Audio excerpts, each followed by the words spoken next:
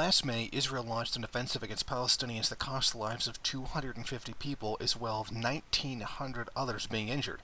During that offensive, it turns out, according to Israeli intelligence, that U.S. weapons were used to destroy U.S. capital assets. During the assault, they caused 50% unemployment rate, toxic water, crumbling infrastructure, thousands of housing units, hundreds of schools, and 19 healthcare facilities were damaged. American humanitarian projects and business were destroyed.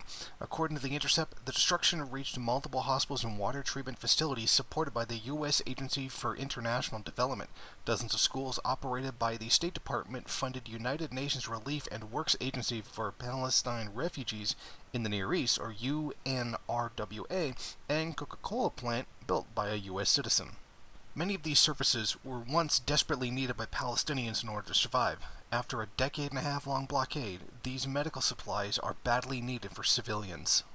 According to documents compiled from the United Nations, the Palestinian Authority, and human rights groups, more than 100 UNRWA facilities in Gaza were damaged in the 11-day bombing campaign in May 2021, requiring over $1 million in repairs.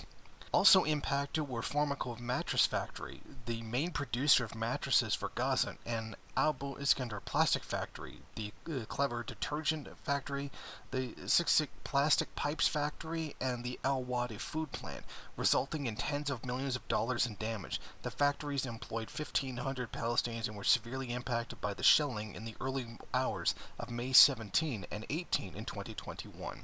A Coca-Cola factory was also bombed at a huge loss, yet the corporation didn't even raise a whisper publicly about the incident. Why were they bombed?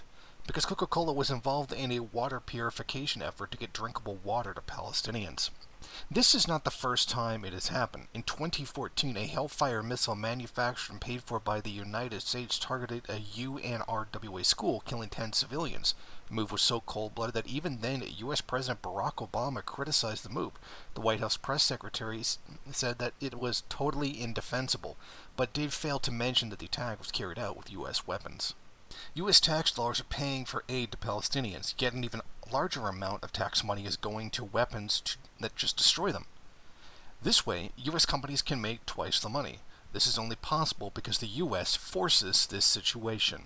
Michael Link, a former UN specialist on the situation of human rights in the Palestinian territory, said, "A major reason for the perpetuation of the Israeli occupation and the deaths and suffering which accompany it is the extraordinary military, diplomatic, and political support given to it, largely without conditions, by the United States. This American military assistance is provided, notwithstanding the fact that congressional laws governing U.S. weapon exports state that the recipient countries cannot be engaged in consistent patterns of gross human rights violations." Since 1948, the United States has provided Israel with over $150 billion in assistance, receiving in exchange a foothold in a region of massive strategic importance. The United States, through its proxy in Israel, has managed to project U.S. imperialist power throughout the entire region, using Israel as a launching place for many attacks, and often using much more covert means, having the Israeli government do it, and the U.S. claiming some kind of plausible deniability that they had anything to do with it, when it's very clear that throughout the Middle East there is clearly an axis of power, U.S. imperialist power, between the United States, Israel, and Saudi Arabia. It is high time the people of the world finally hold the United States and its allies accountable for the damage that's being done. Even the U.S. government is willing to destroy the capital investments of other capitalists inside the U.S. in order to suppress the Palestinian people and continue the genocide against them. Thank you for watching. If you like this program, then please head over to my Patreon page and set up a monthly donation. It's your donations that keep this program running. Also, if you would like, please rate, comment, subscribe, and share in various social media.